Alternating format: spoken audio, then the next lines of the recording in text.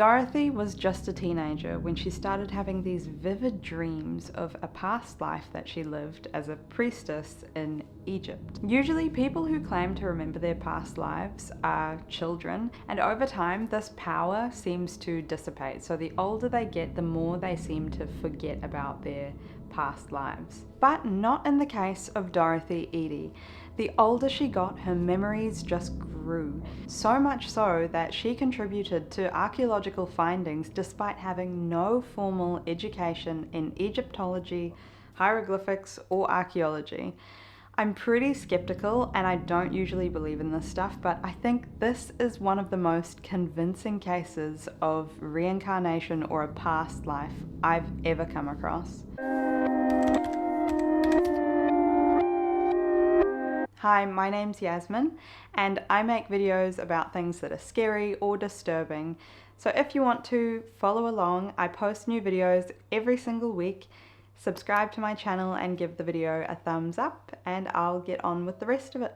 Dorothy Eady was born in London in 1904 to pretty affluent Irish parents, Caroline and Ernest Eady. During her infancy and toddler years, her behaviour didn't really strike anyone as unusual. Until one day, when she was 3 years old and she fell down a really steep flight of stairs, which resulted in a head injury and actually caused her to lose consciousness for such a long period of time that when her parents called the doctors over to their house, they were actually convinced that she was dead. But about an hour or so later, they started hearing Dorothy making some noise in her bedroom and she was just playing around with her toys as if nothing happened. After this injury, she just sort of transformed into this totally different child. One of the things her parents noticed was that she would just constantly nag them and just say, "Take me home, take me home." But her parents would just tell her, "You already are home." But she'd insist that this wasn't her home. She would actually randomly speak in a really thick foreign accent that no one could really put their finger on. It was so concerning that when babysitters would come over or nannies would come over to sort of sign up for a job to look after Dorothy when she was a child, they'd be really put off by this random episode of her speaking in a foreign language. It was just a bit creepy. Nobody was able to pinpoint a specific location that the accent came from, and it would go as quick as it came. Her parents were loving and accepting of the way Dorothy was. And by the age of 4, her parents one day decided that they would go to the London British Museum and they'd take Dorothy along with them. A museum is kind of an unusual place to take a 4-year-old, if you ask me, because I don't really think they're going to be looking at lots of stuff. But Dorothy actually seemed really interested in one particular type of exhibition. It was the last exhibition that they visited, and it was the ancient Egyptian one. As soon as Dorothy entered the ancient Egyptian section of the museum, her entire demeanor changed. She seemed absolutely fascinated by all the displays. She even went around to all the statues and started kissing their feet one by one. And this was, I think you could imagine, pretty embarrassing for her parents, but they couldn't really contain their daughter. She just kept doing whatever she wanted in this exhibition, and she just seemed like she was fascinated by everything.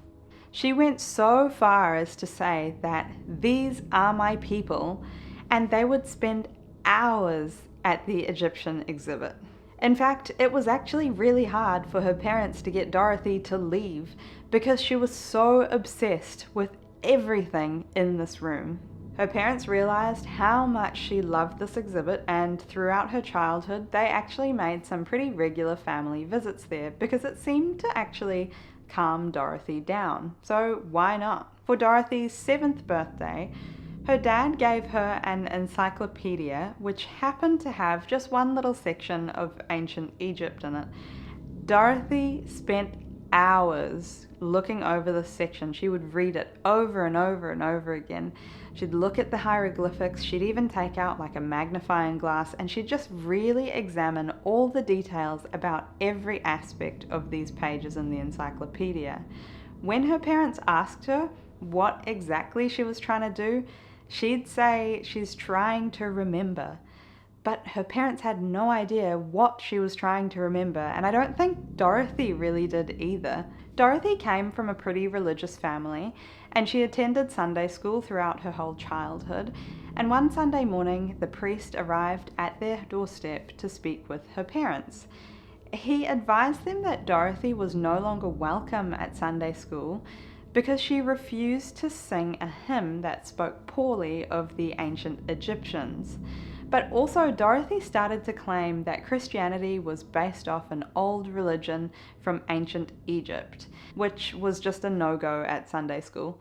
She seemed to be getting more and more obsessive about ancient Egypt the older she got, to the point where she would even have experiences and recurrent dreams where it was almost like a lucid dream. One of the dreams that she had, she said she was surrounded by greenery in a familiar place with really tall columns. She was around age 15 when she was having these dreams. These dreams started getting pretty out of hand, and she said that she could hear the voice of an ancient Egyptian god speaking to her, where it would send her sort of into a trance, and she would just write pages and pages and pages of hieroglyphics. But she didn't know how to read hieroglyphics or really write in hieroglyphics at this time. It was only when she was in that trance-like state. When she woke up, she would just have no memory of what had happened, what she'd said or done, and this happened for a pretty long period of time. She actually ended up writing 70 pages of hieroglyphics. At the end of writing the 70 pages, that's when it clicked for her that she was writing a whole story about her past life. She found out that she was a priestess in her past life, and her name was Ben Treshet. She also found out that she was born and grew up in a place called Abydos in Egypt.